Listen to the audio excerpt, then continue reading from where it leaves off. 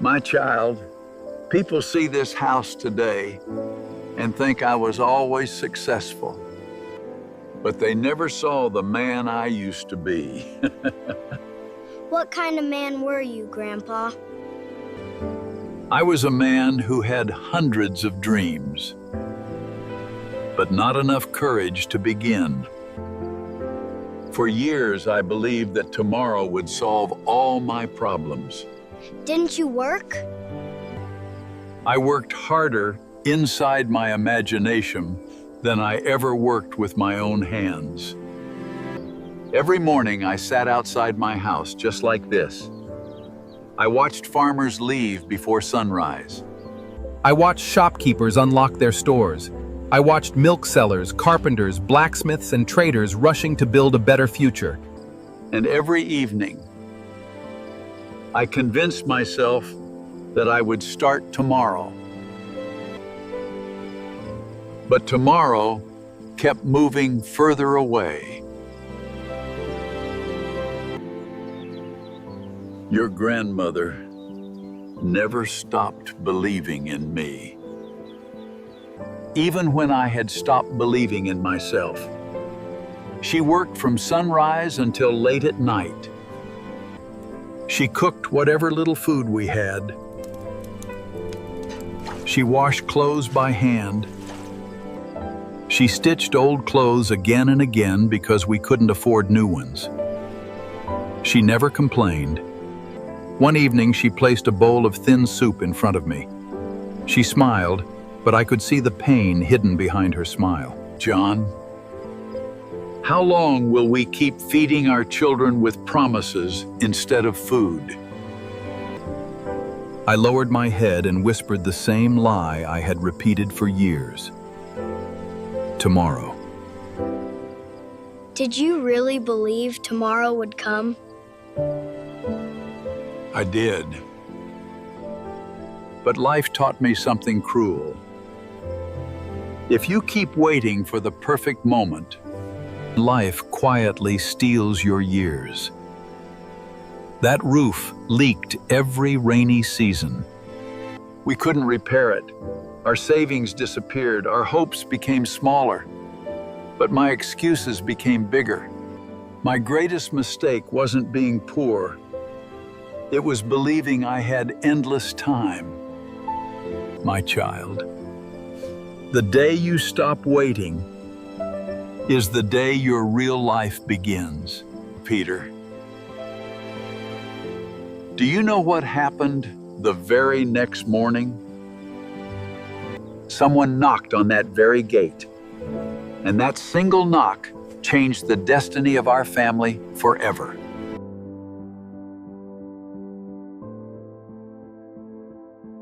You remember what I told you? The morning after I promised myself that tomorrow would finally become today. You said someone knocked on your gate. Yes. That knock wasn't loud, but it echoed through the rest of my life. It was just after sunrise. I was sitting exactly where I am sitting now. My mind was filled with worry. The roof leaked. The kitchen was almost empty. I had nothing left except dreams. Suddenly, a tired traveler stood outside the gate, pulling a small wooden cart with a broken wheel. Brother, can you help me? My cart broke a few miles back. If I don't reach the market today, I'll lose everything. Without saying a word, he picked up an old hammer, a rusty nail, and a piece of hardwood lying beside the house. Within half an hour, the wheel rolled perfectly again. The traveler couldn't believe it. You saved my business today. Here you are, sir. Thank you. This is. I thank you. I looked at the money in his hands. It wasn't much, but it was the first money he had earned through his own effort in a very long time. For the first time, he didn't feel lucky. So you finally started working? I thought I had, but life was about to test me again. That evening, I showed the coins to your grandmother. Her face lit up with hope. "We can buy flour," she whispered. "We can finally have enough food." But before she could finish, I heard another voice inside my own head. "Keep the money. Wait for a bigger opportunity. I might need it later." The old habits returned. I bought a small toolbox, old hammers, a handsaw, a few nails, a second-hand wrench. I placed a tiny wooden sign outside our house. "Repairs done here." The first day, no customers came. The second day, still no one. The third day, people walked past without even looking. The old fear returned. His heart whispered, "You've failed again." But this time, I refused to quit. Because for the first time in my life, I understood that success wasn't built in one day. It was built by showing up every single day. On the 7th morning, a wealthy stranger stopped in front of this very house. He wasn't looking for a repair. He was looking for someone he could trust. And that meeting opened the first real door to a future I had never imagined. Grandpa, who was that rich man? He wasn't the richest man in the village. He was simply the wisest. He noticed something that no one else had ever noticed about me. What was it? "John, I watched you repair that cart. Most people fix the wheel. You fix the problem. Honest people who solve problems never stay poor forever." Those words echoed inside my heart for days. The stranger returned the following week, bringing broken farming tools from near. "I don't want to hire you. I want to work with you." I couldn't believe my ears. For the first time, someone trusted me before I had become successful. Every repaired tool earned a few more coins. Some days, we earned very little. Some days, nothing at all. Many evenings, I wanted to quit. I would return home exhausted, my hands bruised, my clothes covered with dust. I was looking at the tiny pile of coins. I whispered to myself, "Will this ever be enough?" But every time doubt entered my heart, your grandmother quietly placed a cup of tea beside me and said, "Don't count how much you earned today. Count how much you learned today." Those words gave me new strength. Instead of spending every coin, I began writing everything in a small notebook. Every repair, every customer, every mistake, every dollar earned. I wasn't just fixing tools anymore. I was learning how to build a business. Months later, the notebook revealed something surprising.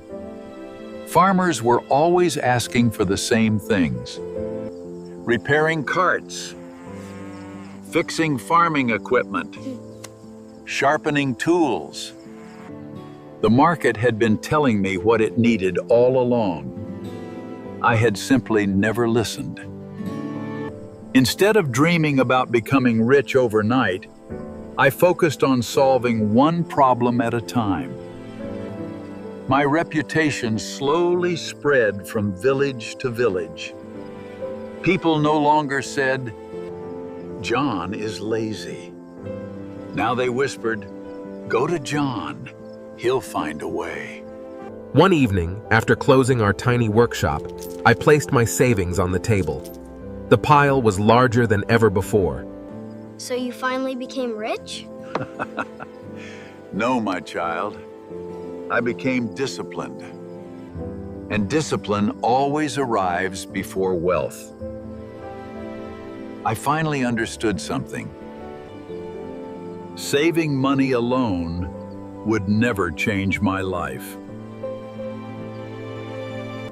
If I kept hiding every dollar under my bed, inflation and time would slowly steal its value. So instead of letting money sleep, I made it work. I invested in better tools. I hired one young apprentice, accepted larger repair jobs.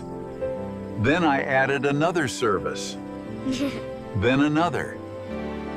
Our small repair corner slowly became the busiest workshop in the district. You know, son, the income didn't explode overnight. It grew quietly, just like a seed becoming a tree. My greatest victory wasn't earning more money. It was becoming a man my family could finally depend on. My child. Real wealth begins the day people trust your character. Grandpa, everyone said you became a multimillionaire. What was the risky decision you made? It wasn't one decision. It was thousands of small decisions, repeated every single day. When my workshop finally started earning good money, people told me to enjoy life. They said, "You've worked hard. Buy a bigger house, buy expensive clothes, buy the finest horse in the village." For a moment, I was tempted. I had spent years living without enough. It would have been easy to spend everything. But then I remembered the empty cupboard. I remembered your grandmother pretending she wasn't hungry so the children could eat. I remembered the nights when rain leaked through the roof. I promised myself that I would never let comfort make me forget those lessons. So instead of spending my profits, I invested them. I bought better equipment. I trained young workers from poor families. I opened another workshop in the neighboring town. When that workshop succeeded, I opened another. Years passed. The small repair shop became a respected manufacturing business. The business expanded from repairing tools to making stronger farming equipment that helped thousands of farmers work more efficiently. People no longer came only for repairs. They came for advice. They came for jobs. They came for hope. The villagers who had once laughed at me now pointed to me with pride and said, "He didn't become rich because he chased money. He became rich because he solved problems." The greatest investment I ever made wasn't in machines. It was in people. I paid for the children's education. I offered apprenticeships to young men and women who had no opportunities. I helped widows rebuild their homes after storms. I quietly paid school fees for children whose parents couldn't afford them. I never announced these acts. I simply remembered what it felt like when someone believed in me before I believed in myself. One afternoon, many years later, a young businessman visited my office. "Sir, what's your secret? How did you become a multimillionaire?"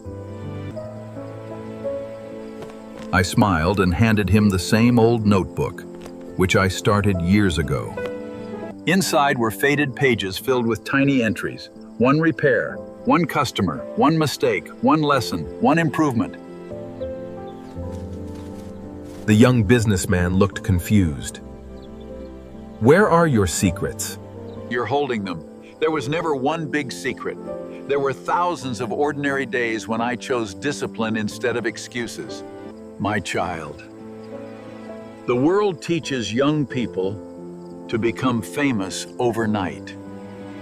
But real success grows quietly. It grows when no one is watching. It grows every time you keep your word. It grows every time you learn a new skill. It grows every time you choose honesty over shortcuts. It grows every time you help someone instead of only helping yourself. If you earn money without character, you may become wealthy, but you'll never become respected.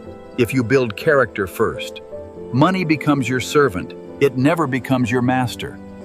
I promise, Grandpa. I won't wait for tomorrow.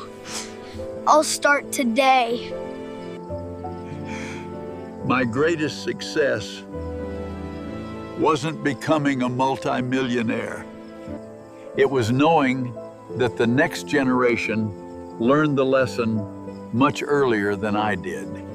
The same house that had once witnessed poverty now stood as a reminder that even the smallest beginning can lead to an extraordinary life.